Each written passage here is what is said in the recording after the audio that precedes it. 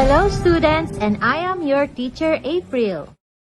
Hello everyone, so our lesson for this week is about scientific notation, and this is our objectives for this lesson. After going through the module, you are expected to write numbers in scientific notation and vice versa. But before that, let us first review on writing numbers in figure. For learning task 1, you're going to write the following in figures. Number 1, 543. So we have in figures that is 543. Next, number 2, 1068.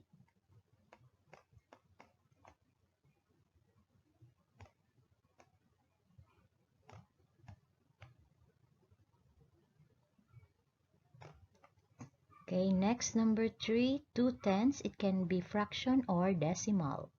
So we have 2/10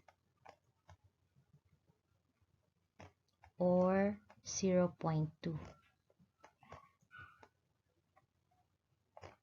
Next, number 4, 5,300,000. So in figure that is 5,300,000. How many zeros? We have 5 zeros. Okay, next number 5, 857,000. It can be fraction or decimal. So we have 0.857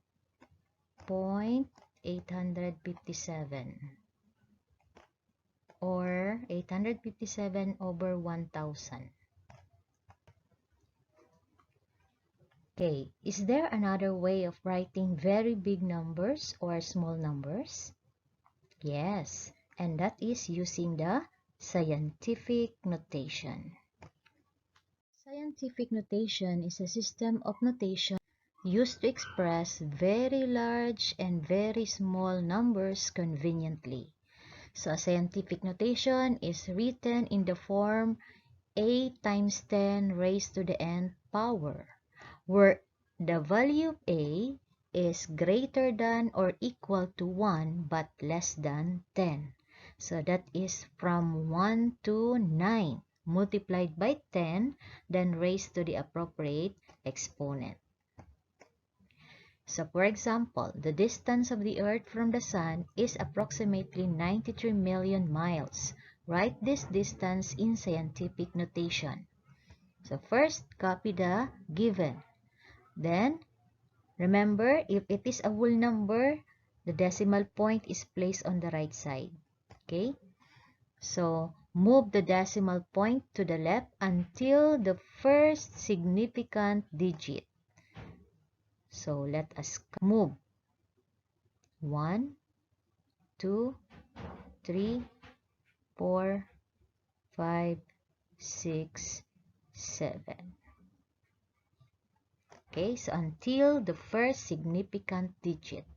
Copy the significant digit. So we have 9.3.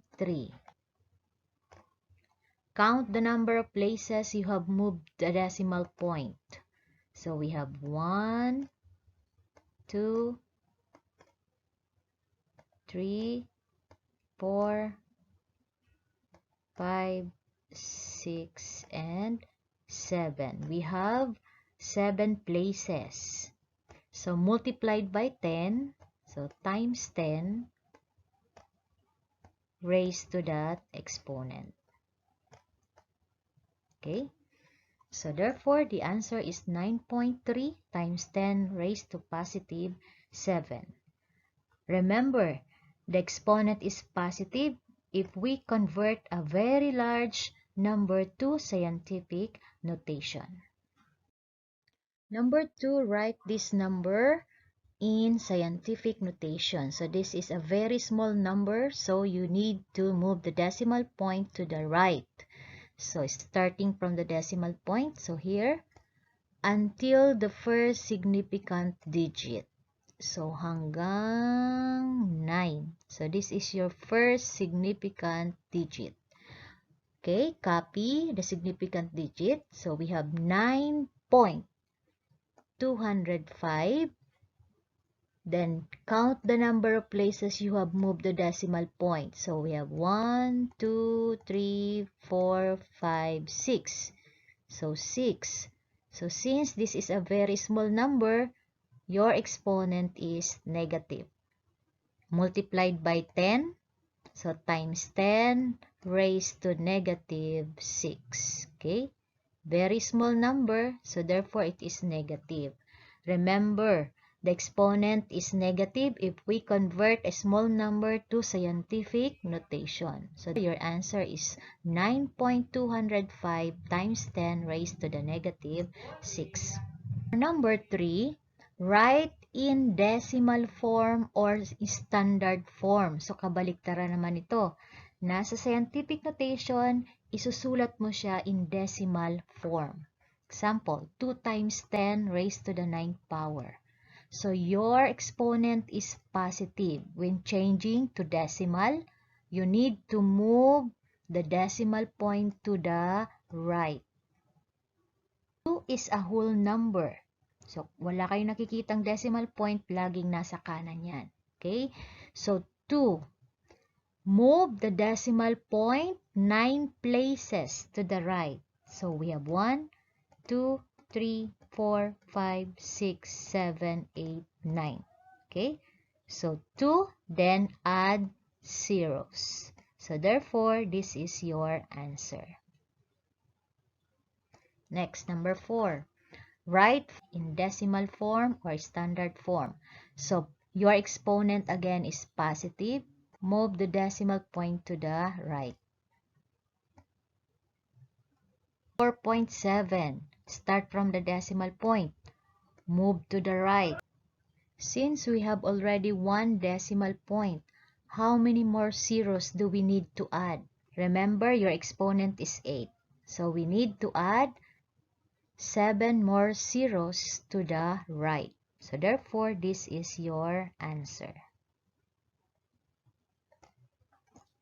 Next, number 5.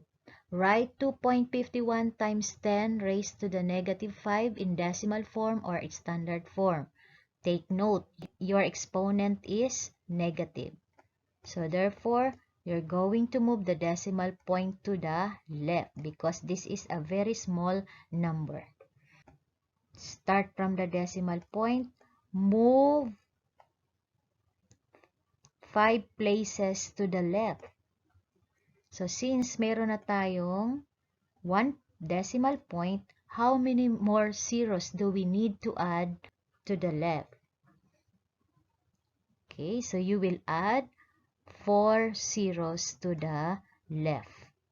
Okay, so therefore, this will be your answer. For learning task 2, you're going to write in scientific notation. So that is in the form A times 10 raised to the nth power. For example, 275,000. So this is a large number. So your exponent must be positive. So since wala kayong nakikitang decimal point, ang decimal point niyan ay laging nasa kanan. Okay? So, move the decimal point to the left. 1, 2, 3, 4, 5. So, until the first significant digit, and that is 2. So, your decimal point is between 2 and 7. So, laging tandaan, ang significant digit ay laging 1 to 9. So, you will write this as 2.75 times 10 raised to the 5th power. Next example is number 9. So, this is a small number. So, your exponent must be negative. So, starting from the decimal point, count the number of decimal point to the right. So, 1, 2, 3, 4, 5. Okay? Until the significant digit, and that is 2. So, your decimal point now is between 2 and 6. Okay? So, you write this as 2.6 times 10 raised to the negative 5. Next, letter B, write the following in decimal notation. Number 1, 2.3 times 10 raised to the 7th power. So your exponent is positive. So therefore, you will move the decimal point to the right. Okay? Starting from the decimal point, move the decimal point to the right. So, since we already have one decimal point, how many more zeros do we need to add? So, we will add 6 more zeros to the right. Your answer is 23 million.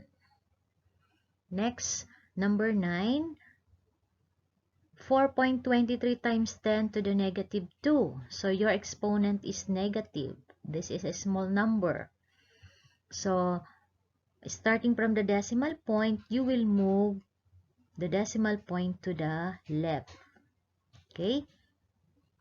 So, since we already have one decimal point, how many zeros do we need to add?